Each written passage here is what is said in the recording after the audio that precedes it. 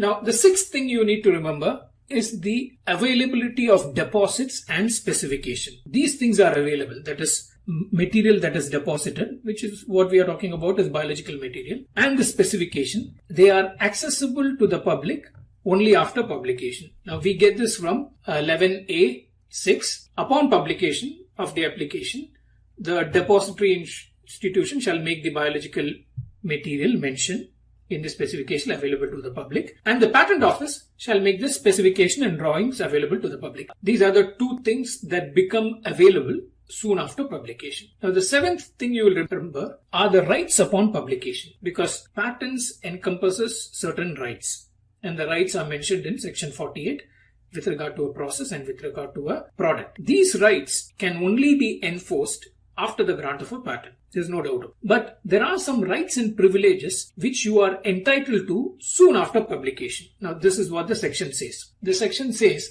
that on and from the date of publication of the application, which is under 11A, there are some privileges and rights as if a patent for the invention has been granted on the date of publication. Now, what are these privileges and rights? One, a person will not be entitled to institute proceedings for infringement until the patent is granted, which means you will have some privileges and rights, but you cannot institute an infringement suit, because for filing an infringement suit, the first thing you will have to show is that you have a grant. Without a grant, you can't file an infringement suit. Then, though the provision is silent, we get it from reading other parts of the Act.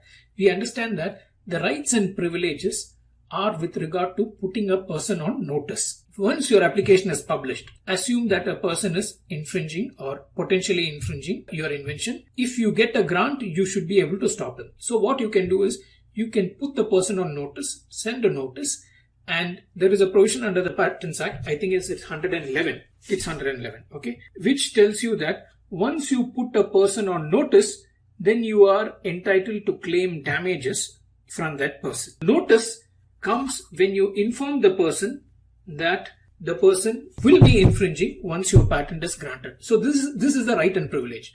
After publication, you can put a person on notice.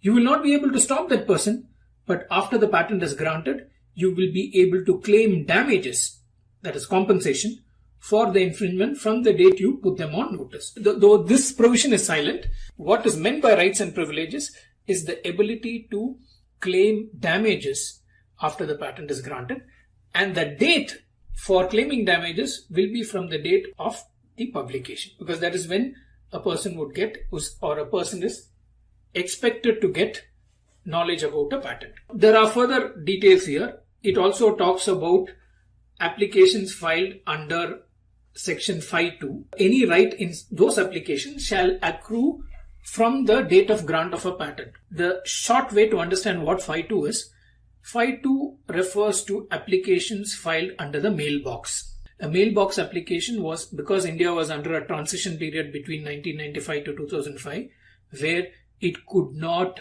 grant product patents. It had a mailbox provision for receiving applications for product patents for pharmaceuticals. These applications were examined, prosecuted, and granted or rejected post 2005. So that's why we call it a mailbox. You could put in, say, from 1998 onwards, because we brought in the provision only in 98. You could file an application from 98 onwards, but the understanding is that it will be processed only after 2005. For those applications, they were exceptions. The rights of a patentee will start only after the date of the grant. So they did not say that the rights and privileges they have. This was exceptional because the law was changing during that time. So that's why you find this constantly mentioned first day of Jan 2005, because that is the point after which our laws were in complete compliance with the TRIPS obligations. Till such time, 1995 to 2005, India was in a state of transition. The Indian patent law was in a stage of transition, and we had three amendments, 1998, 2002 and 2005, wherein the law came in full compliance only with the 2005 amendment. So if you see the history of amendments, you will see that many changes were introduced in stages. Here it says you will have privileges and rights, but not in the case of mailbox application. So the mailbox applications have been exempted from this privileges and rights. And it further says that in case of a mailbox application, say mailbox application is basically pharmaceutical product applications filed by companies. Once they get granted, then it will create a situation where after the grant, they have a right to stop people because now they have a patent in their name. But because the country was in transition from 1995 to 2005, we had generic companies manufacturing many of the patented products.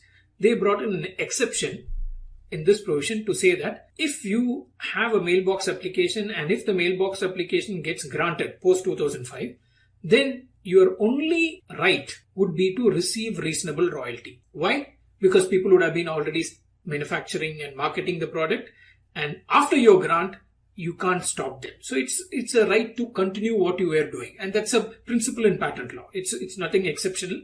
If you have been doing something and somebody gets a patent granted, you are a prior user or you were using it before. In normal cases, it will come as a prior art. But here, because the law was undergoing a change, they said that the people who have been doing it before will continue to do it. So they say that reasonable royalty from such enterprises who have made significant investment and were producing and marketing the concerned product. So the two things they require is you should have made investment, which any generic pharmaceutical company will fall into that category.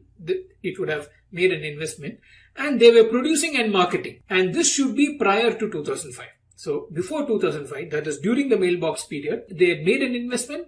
They were producing and marketing, which means just not manufacture, but also marketing in the sense that it was being sold. And more importantly, and this is the tricky part, and which continue to manufacture the product covered by the patent. Now, continue to manufacture created some issues in the Novartis case, because in the Novartis case, as you would know, in 2004, Novartis filed an EMR case against the generic manufacturers, and it was able to stop them. So because of that, the Novartis case did not fall under this category because they could not continue to manufacture because of a court injunction. The anticlimax was that the patent was itself rejected at the end. If Novartis was able to sustain the patent, then all the generics would have been stopped because they did not continue to manufacture the product on the date of grant of the patent. Had the patent been granted, then they did not fall into continue to manufacture class because of an injunction that Novartis got in 2004 against all the generic manufacturers. And it says that no infringement proceeding shall be instituted against such enterprises, which means if a person is manufacturing it, continues to manufacture it, and has made investment and is producing and marketing the product, you cannot file an infringement suit against that person, but you can receive reasonable royalty. This provision was never put into act. I do not know of a single case where this actually came into play.